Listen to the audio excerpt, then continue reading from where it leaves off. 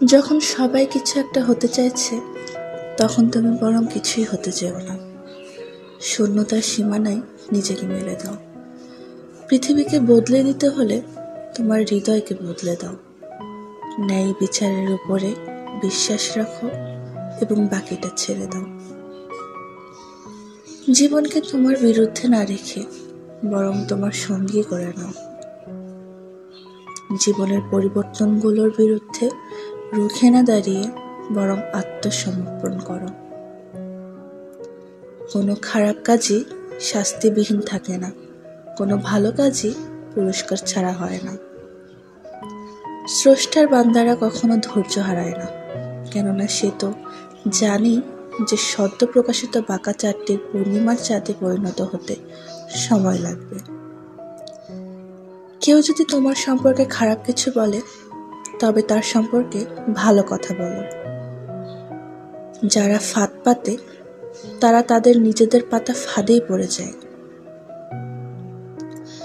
যখন তুমি ঘৃণা আর মারামারিতে জড়িয়ে থাকবে, তুমি খুঁজে পাবে জাহান্নাম। তুমি যদি খারাপ কথা বলে চিৎকার দাও, সে তোমাকে তেমনই ফেরত দেবে।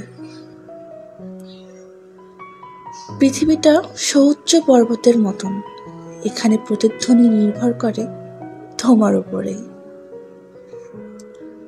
তুমি যদি ভালো কিছুর জন্য প্রত্যাশা করো, পৃথিবীও তোমাকে তেমন প্রতিদান দেবে।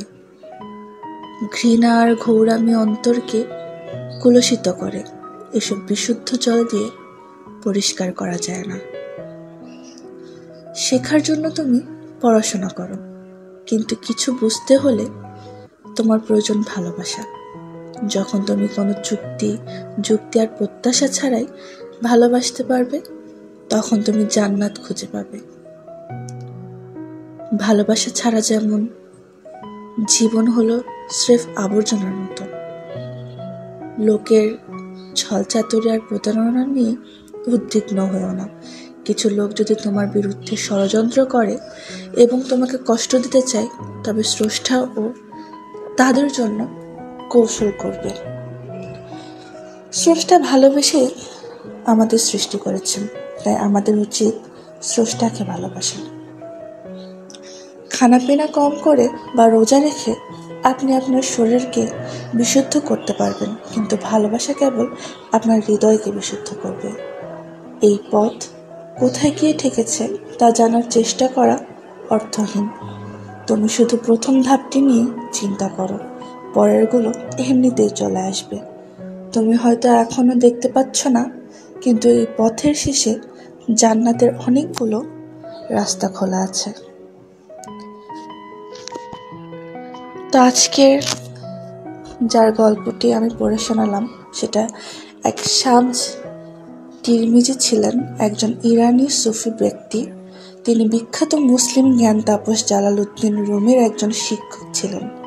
এই বিখ্যাত মানুষটি তার সমগ্র জীবনের অভিজ্ঞতা থেকে কিছু মহামূল্যবান উক্তি আমাদের উপহার দিয়েছেন, আর সেগুলো আপনাদেরকে আমি আজকে বললাম।